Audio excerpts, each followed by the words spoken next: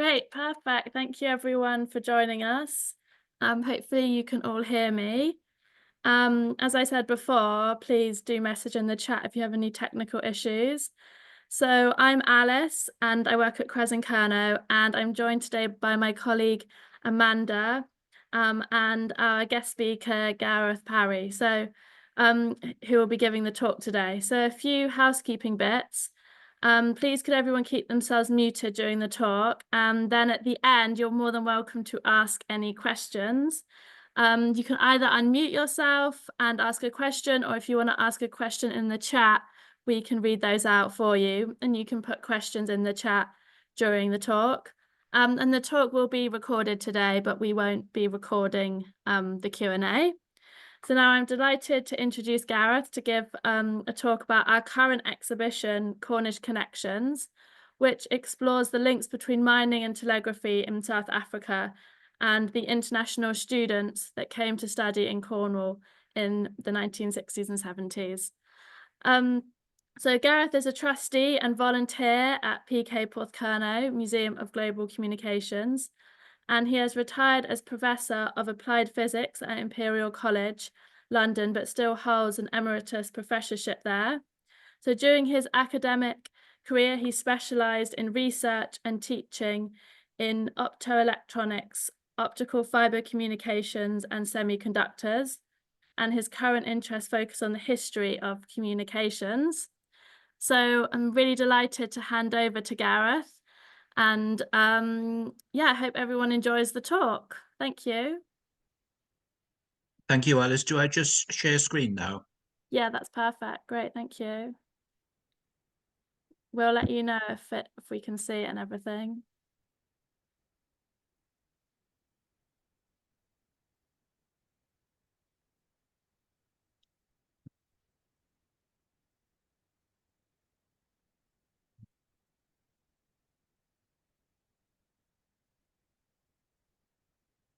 No, got it. Yeah, there we go. Is that perfect. okay? Yeah, great. Thank you so That's much. great. Good. Thank you, Alice, and thank you very much for inviting me to give this talk. Alice and I actually worked together at Porthcurno for a few years, and it was a real pleasure to do so. So it's been great to be able to link up now between Porthcurno and Kernow. And as Alice said, this talk is going to be about mining and telegraphy, and it's going to be mining telegraphy in South Africa, but it's also got another theme, and that is really to talk about the experiences of the students, we call them students now, who came over from overseas to Cornwall and who came to learn about mining and telegraphy in the 1960s and 70s.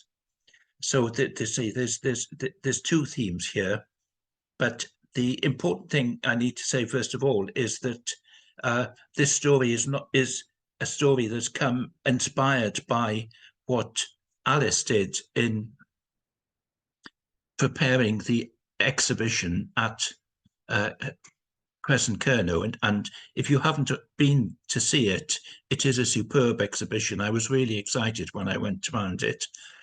So, and the exhibition curated by Alice, and then with support from the archive team, Alan Renton and Charlotte Todd at Porthcurno. And I couldn't imagine a better team to put together this story. It's really superb. So the focus is on Cornwall's contribution to mining and telegraphy in Africa. And as I say, there's the second story there, and that is about the three engineering colleges that brought students from all over the world to Cornwall. And those three colleges, we call them colleges now, but when I go back to history, of course, we won't be calling them colleges because they didn't exist in that form. And one is the Camborne School of Mines, the other is the Cable and Wireless Engineering College at Porthcurno, and the other is the Holman brothers of Camborne, who all playing key roles in this theme of mining and telegraphy. going to go back to slide here because one of the things that was specific about this exhibition was that it highlighted how industries in communication, mining, were also important in promoting the British Empire.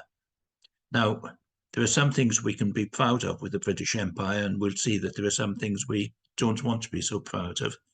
But that was one of the really good and important things that I came out from this exhibition was that these are not just technical stories. These are stories that involve people and involved people from the mining communities, communication, but also people from South Africa. And we all know the history of South Africa, and it's not always something that we want to feel proud of. But anyway, we'll try and bring some of that out in. But the exhibition does this superbly. Well, I'm going to start by just going back through about where these engineering colleges, we'll call them engineering colleges, how they started and where they came from and why they came into existence in Cornwall. And I'll start with the first one, which was at Porthcurno. And this is going back to this slide, probably about 1872 from the archives in Porthcurno. And these are the group of people who were either working or come to Porthcurno to be trained. So, of course, we wouldn't have used the term engineering college in those days, that they had come to operate the telegraph station, but they were trainees. And this was the first example of them, of people coming into Cornwall and into Porthcurno to be able to learn skills that would take them all over the world. And not many of them were Cornish. Most of them had come in from the telegraph industry elsewhere, but they came to Porthcurno and they moved on once they'd received training. And this is interesting from some of we're very fortunate. The person who was the superintendent at Porthcurno at the time kept a diary, and he was called George Spratt, and he gives an excellent example of the social history around that era, about what it was like to be trained in Cornwall. And you can see it was Henry Clark came aged 18, and but he wouldn't be paid until he'd learned how to do 3 of the main instrumentation requirements that was needed. And it was a bit hard to actually impose that sanction. But given that, as you see that here, that G.G. Wren, they would be sent overseas from this training school and they would have to survive. So if you couldn't actually handle the instrumentation, then you were not going to be very helpful. So it was quite demanding. And it was an interesting existence because I think I love this phrase that comes from George Spratt's, the superintendent's diary, which he says, life was somewhat insular right at the end of Cornwall. I mean, you can't get more insular than being right down in Porthcurno. But equally, they were the first people that got the news. So in many ways, they were totally linked up with the rest of the world. And by 1872, there were 27 people, and these 15, what they called probationers, were trainees. So these, if you like, were the first students that came into what became an internationally famous cable and wireless training college, which we'll come to at the end of the talk. The other training college that we're going to be talking about is the Camborne School of Mines. And this is an interesting one because Cornwall had a long history of mining. And what's interesting is that there were mining schools established in Cornwall. I picked this out as there being 3, there might have been more, but that students would not only just be sent down the mines and under incredibly hazardous conditions, but they were also would come to work from the mines in the day and come and study in the evening. And that is how the School of Mines started. So someone had the foresight to say that, underground work is fine, but you really need to learn a bit about mining. And certainly the Camborne School of Mines developed that in a very practical way. And by the early 1900s, then King Edward Mine, which some of us will know outside Camborne, had been acquired for practical training in underground and surface work. But it was challenging. As you can see here, and any of the mining pictures you see from Cornwall, you just think, my goodness. Well, I think, thank goodness I didn't have to do that, but it's a pretty demanding existence. But that is what life was like at that time. And the other institution that we're going to talk about is in Camborne, and it's Holman's. This doesn't exist now, but the Holman's was one of the big engineering companies in Camborne that manufactured mining equipment. And what was particularly famous for was its hard rock drills. And these were manufactured in this factory, but they also had, in another part of the building, training area for what we now call apprentices. But it was a really important part of what they offered. And so it's an interesting combination that here in Cornwall, in the latter part of the 19th century, we had what they were what we'd call engineering colleges that we could be proud of now because of the skills that they actually taught. As we all know, that not all of them still exist, but we'll find that story out as we go along. Well, why did we have training and operation in Porthcurno, for example? Well, international communication from Cornwall wasn't possible at that stage. There had been a transatlantic cable that had been laid, and that had gone from coast of Ireland, Valencia, to Heart's Content in Newfoundland.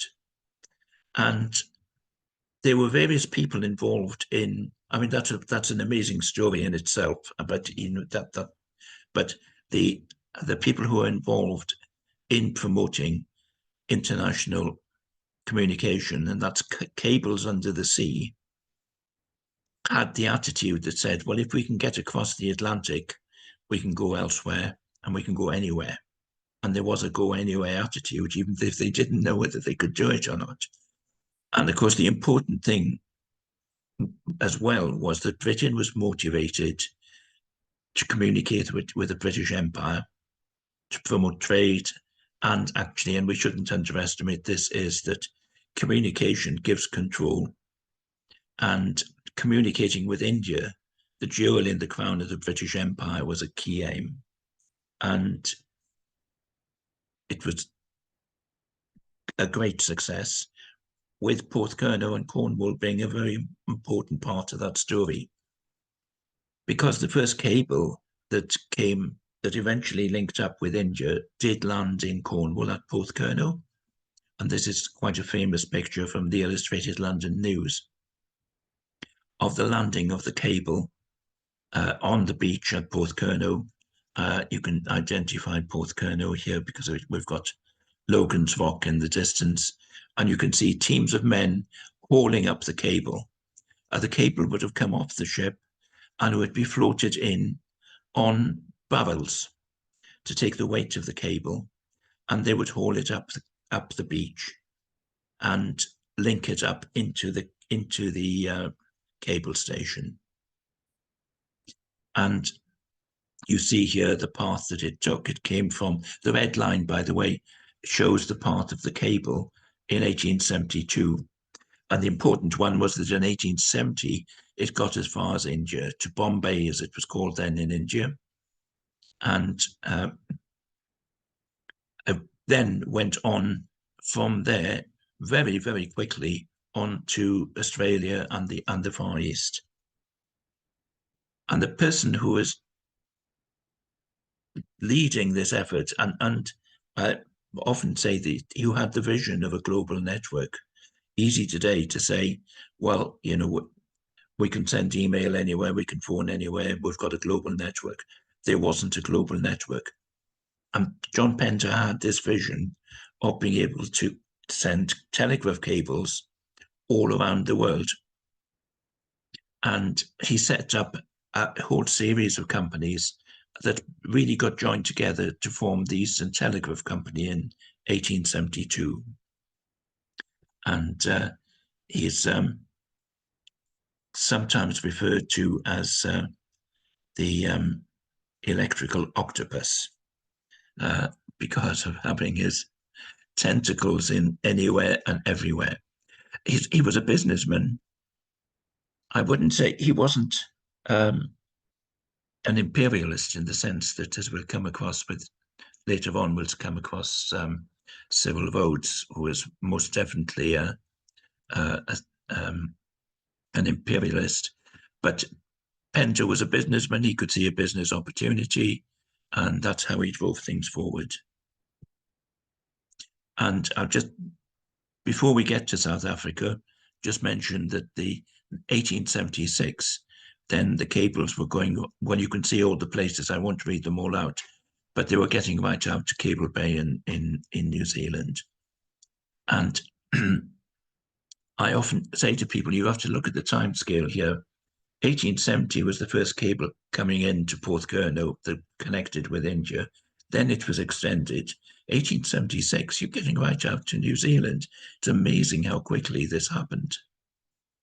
And his idea was that South Africa would be next, which tied in with the idea that the expansion of the mining industry in South Africa. I put this in just to explain, give you an idea as to what the impact was, because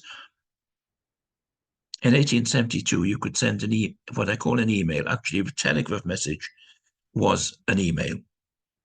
It didn't come to your own computer or anything like that, but it went to a telegraph office. But that's what it was. It was a coded message, exactly as an email is today. And it would only take 10 minutes to get to Australia. And in 1876, there were 600 messages leaving via Cornwall every day. Well, we move on to another story here now, because around this time, the late 19th century, there was a rapid growth in copper mining in South Africa, and it offered huge opportunities for employment in the mining sector. I don't know how much,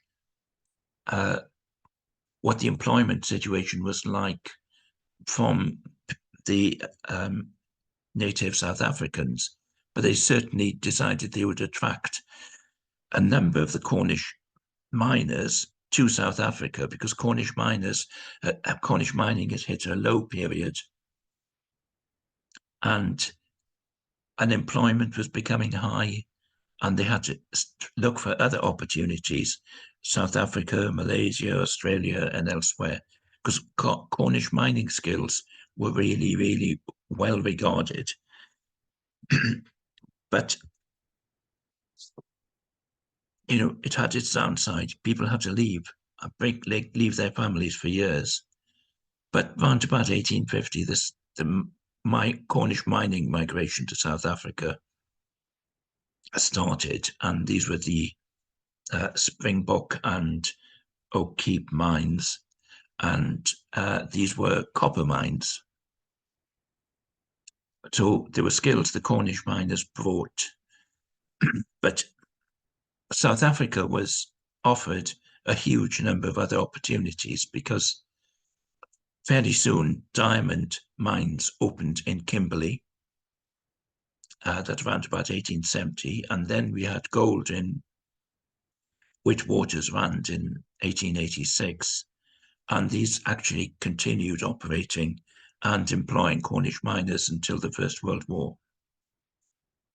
What is interesting, and I don't know how they all managed this, but when the Cornish mining, well, we all know what the Cornish mines look like, and you see the engine houses and the beam engines, and I often think, well, how on earth did they actually build that in Cornwall? I mean, it's a massive undertaking, but somehow they managed actually to be able to get some of these engine houses and engines out to South Africa. So Harvey's, which was a very large foundry and very famous foundry in Hale, they managed to get engines out to South Africa. Not only that, that the Holmans that we've been talking about used to export rock drills. And in 1896, as they say, there were more than 1,000 rock drills in use on the South African Rand alone. And apparently, by the turn of the century, that number had even doubled. And these drills would have come from Holman's in Camborne. You can get an idea of the scale of the migration here in this one slide, which, if any of you use Redruth railway station, there's a very large picture on the wall there that shows this, and I'll read out the script here. It says, Redruth railway station, the weekly exodus to South Africa. And it's really revealing that that was a weekly exodus, and you can see the number of people on the platform and then their families above waving goodbye as they went out, because they would be traveling out to South Africa. They might not come back for 3 years, and some of them might not come back at all. But this is what happened. And this one, I'm not sure of the exact date on this. I've asked Kim Cooper once or twice about it, and she thinks it's probably early 1900s that it probably was. So it wasn't right at the beginning of the migration. But it was, you can see how long it went on for with people going overseas. And this is one because there's a little bit of a family story here. Pat, my wife, Pat's grandfather is in the picture here, and he was a Cornish miner, tin miner, and he went out to Cape Town, age 21, leaving a wife and 1-year-old son in Redruth, knowing that he probably wasn't going to get back for 3 years. And the picture on the side is a beautiful wooden chest. Forget the ship, that got in the way, but the chest is actually his chest that is on our landing, that he would have taken out to South Africa as a miner. You can imagine the challenge there of leaving a 1-year-old son that you were not going to see for 3 years. It wasn't going to be easy, but in his case, that was all they had to do, and he went on to Malaya and Burma at other stages. Well, excuse me.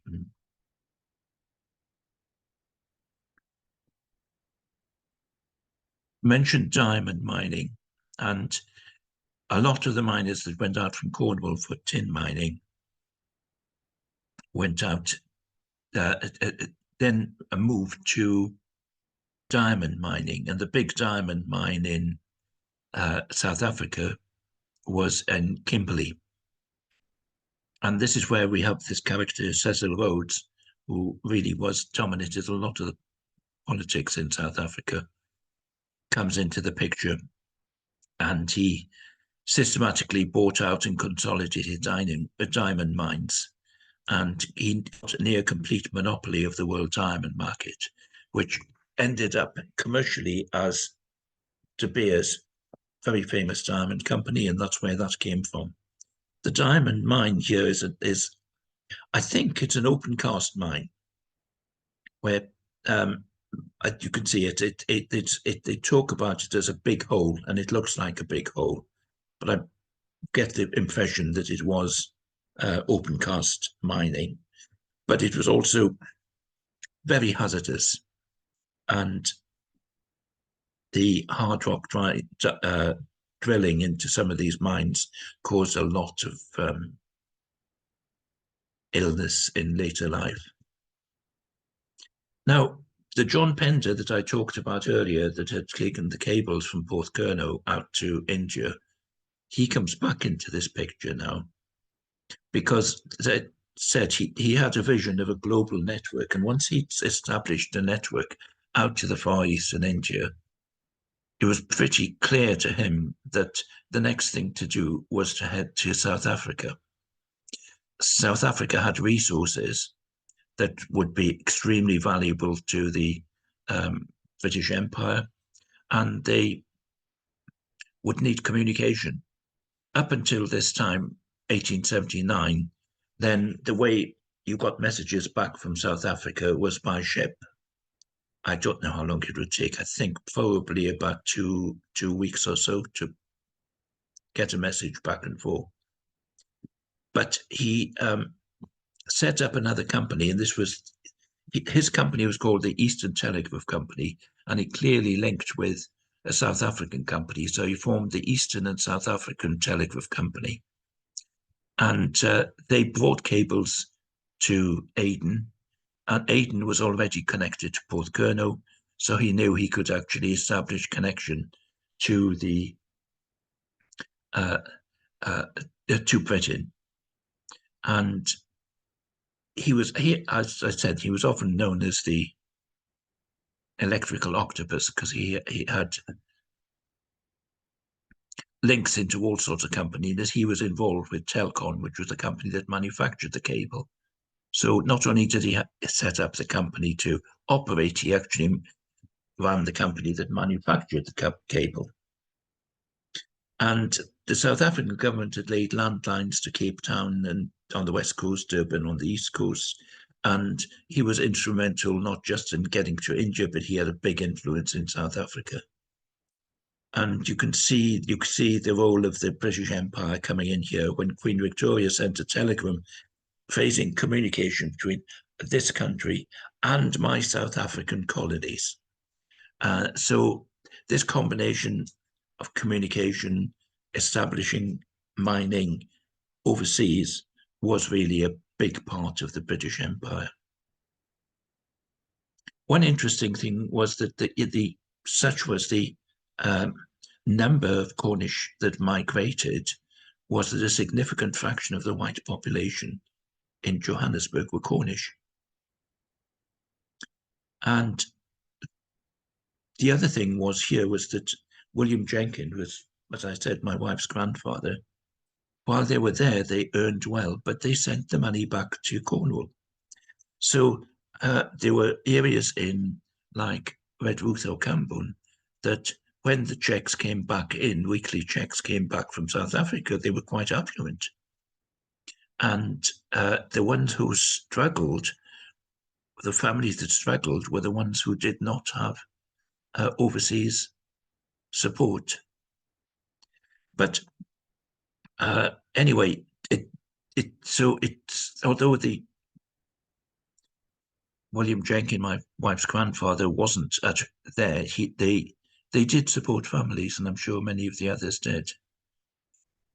So there was all sorts of skills that were brought over from Cornish, and the Cornish really also introduced rugby and Cornish wrestling to South Africa. I'm not sure it was such a good idea to train South Africans to rugby, because I don't think we've ever won a match since. But anyway, that's another story, no doubt. A whole series of cables that were established, and And coming back, Porthcurno was very much a hub that they for communication with the mining companies in South Africa. And this person, Cecil Rhodes, focused on landlines or internal communication across Africa. He appreciated the importance. But as I said, he's not someone that I don't think any of us would want to feel proud of, to be honest. He had dedicated himself to conquering South Africa for the British Empire and for his own benefits. And he became elected as the MP for Cape Colony and became its Prime Minister and introduced various acts of Parliament that, today we'd be absolutely appalled about, of pushing black people from their lands to make way for industrial development. So, we have to remember that, the British Empire, yes, there were good things, but there were things that we wouldn't want to be proud of too. And that came through as the cables were expanded and from Cape Town. And generally, if you look through the records, whenever they come back out of South Africa, the main lines actually come to Cornwall, to Porthcurno. And certainly at the start of the Boer War, which was about 1899, this gave the British a big advantage in terms of communication. But you can see here a map, 1922, showing how extensive the communication was across to India, the Far East, but also around Africa. And this was certainly down to the efforts of the Eastern Telegraph Company. John Pender had died in the mid-1890s, but the company continued for some time. Interesting thing there is that if you look at where the cables come in, let's see if I can get my mouse working. Right. We come here, is where they come to as a hub, which is Cornwall. And so by this stage, not only was Cornwall serving the Far East, Africa, it was the most important communication in the world, really.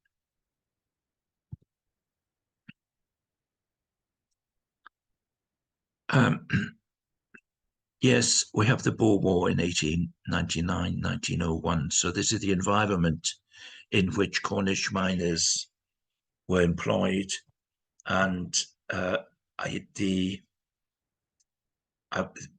won't go into the details of the Boer War, but it wasn't something, as I've said before, it's not something that Britain could be proud of. I mean, there were conditions for concentration camps and things that it's not something that we learn a great deal about in our history, but it's not. It wasn't. It was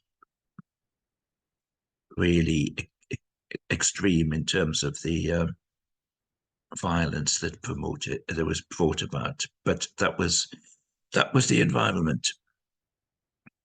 And I should have said the Cornish were caught in the middle, because when they'd gone out, they had good relations with the Dutch, with the Boers, and the battle, of course, was between the British and the Dutch, and a lot of the Cornish miners got caught up in the middle, whether they wanted to support the Boers or whether they wanted to support imperial interests. Well, the hazards of mining are well known in Cornwall, and conditions of mines in South Africa were no better, especially in the areas of hard rock drilling, and which was something that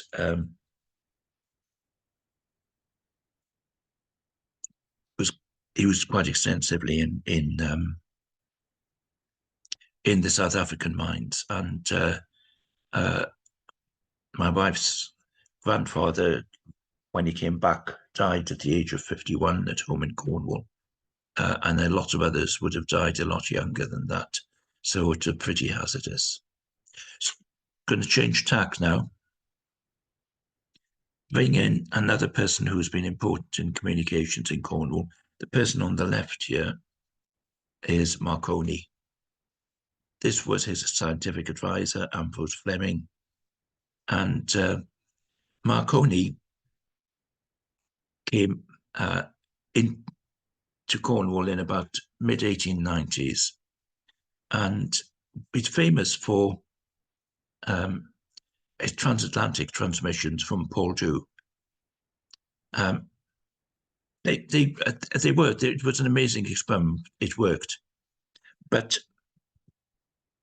more important, in my opinion, was the fact that 20 years later, he completely redesigned his transmitters.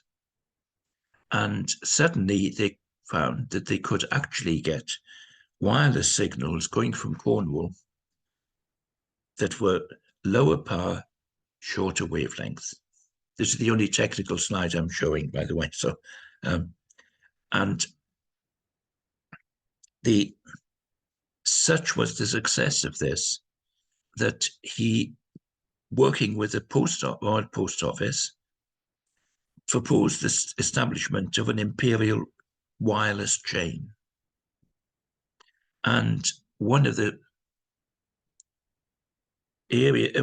places that really focused on this was Bodmin. Now, we don't normally think of Bodmin as being an important transmitter, and then we think of Paul II or the Lizard or what Porthcurno even. But this is what they built at Bodmin. He had a very able electronic engineering, we'd call them now, Franklin, who was very good at antenna design. And they could get signals right out to South Africa and Canada in 1924. Bodmin Station there's virtually nothing there now, but it used to be able to, that we called many years ago, driving past when it was actually operating. But this is what they called the beam transmitter. And I think this was probably the most important thing that Marconi did in Cornwall, because such was the impact it had, is that it almost put the Eastern Telegraph Company out of business. So what was happening at Porthcurno, which was all cable-based, was really challenged. And the government set up a conference and persuaded them to merge. And that's how Cable and Wireless came into existence in 1934. And that dominated global communications for decades. And few people realised that that company had its origins at different parts of Cornwall, but that is where Cable and Wireless came into existence.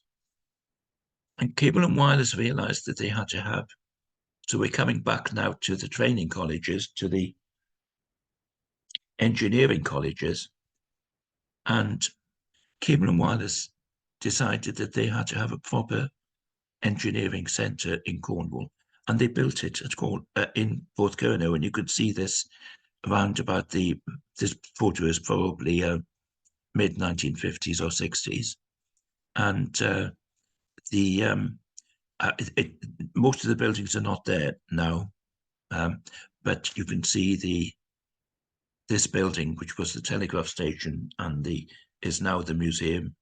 This is the superintendent's house, but all these buildings were there to introduce people to engineering in Cornwall. And by 84, there were 640 students and 70% came from overseas, because Cornwall had actually established a reputation in communications and mining that meant that people would come to Cornwall to be trained, to learn. And as I say, 70% overseas, only 11 women, but that was not unusual for the time. Sadly, it closed in 1993, decided to move the station to Coventry. But the students that they trained went on to be leaders in the global telecommunication field. Holman's in the 1960s, 1972, because we're back now in the training colleges, in the engineering colleges, had extremely good engineering apprenticeship schemes. And you can see here operating their hard rock drills operating a lathe. They were very much a hands-on, practical college. Here, one of their members of staff explained the principles of Holman's rock drills, and knowing that people would come to Cornwall and they would travel back all over the world and take that knowledge with them. But they also knew that if they'd been to Cornwall, Holman's, Cable and Wireless, or Camborne School of Mines, they would have the knowledge that they could take all around the world. And this is a photo I like because it shows that we saw them with a drill. If you go up onto Cornwall, which is just outside Redruth, there's a quarry there where they used to test rock drills, and you see this beautiful pattern that is produced by them testing rock drills into the different rocks that were on the surface. So had very practical experience. And this one, equally, this is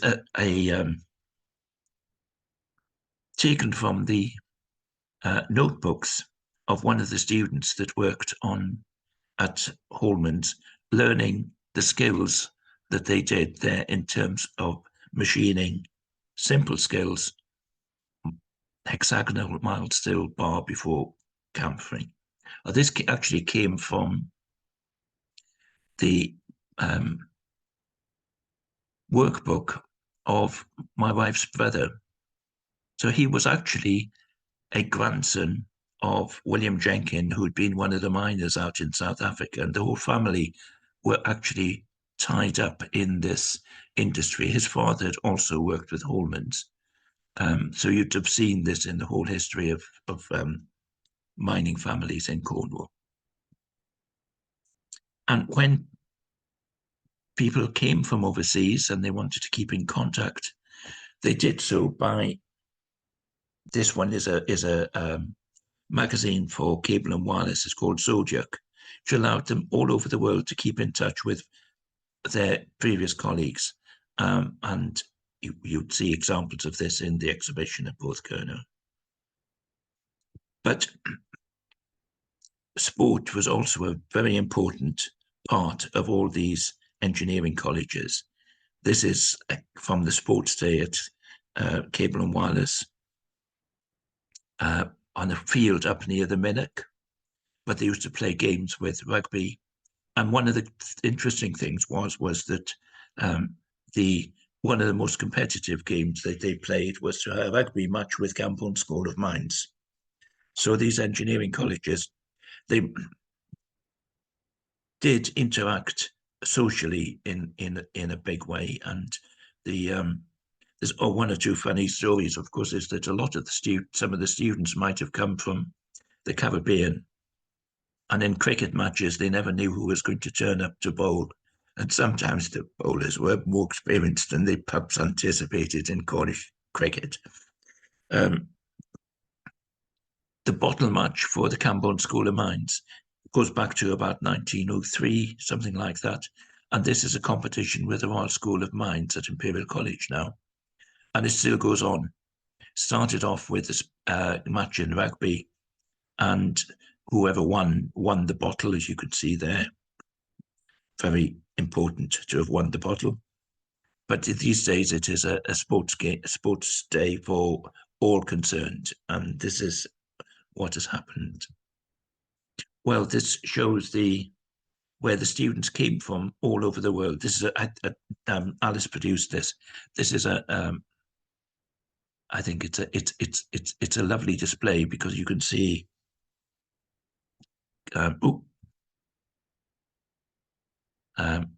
Holman's, Camborne School of Mines, Cable and Wireless, and the colour coding tells you where everyone came from. And you can see they did come from all over the world to Cornwall and benefited from it.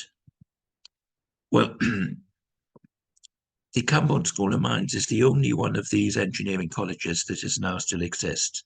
It got amalgamated and absorbed into the University of Exeter Trimore campus and is still really active. I've just picked out these examples of what it's doing now. And they have actually relaunched their undergraduate mining engineering program. And as well as that, they are active in research in terms of mineral extraction. So that's absolutely great news. It was such a shame that the Holmans had to close, Cable and Wireless Engineering College had to close. But not all was lost, because the Cable and Wireless Engineering students really form a major, there's a large number of them are involved in today's communications group. And this is a cable that we're going back to Africa here. And this is called To Africa. And it's the world's longest subsea fibre optic cable that goes all the way around Africa. And where does it come back to? It comes back to Cornwall. You can see here where it comes back, going all the way around the world. So we started off with Africa, and we've come back to Africa. And the very interesting thing here is that the person who actually brings that cable back to Africa is the head of the subsea partnership for Vodafone, and that's Rick Perry. And he learnt all he knew about communications at the Cable and Wireless Engineering College in Porthcurno. So there's a legacy there. And in fact, he is now a trustee at our museum in Porthcurno. And this shows the landing of one of the buoys that floated the cable into Bude. This one actually wasn't the Bude one, but anyway, they called a golden buoy. And these are now coming into the museum at Porthcurno. So that's the end of the story. Happy to take questions. So I'll hand back over to Alice. Thank you so much. That was so interesting. And it's so great the way you bring it all together. And I hadn't realised about the fibre optic cable to Africa. So that's so great.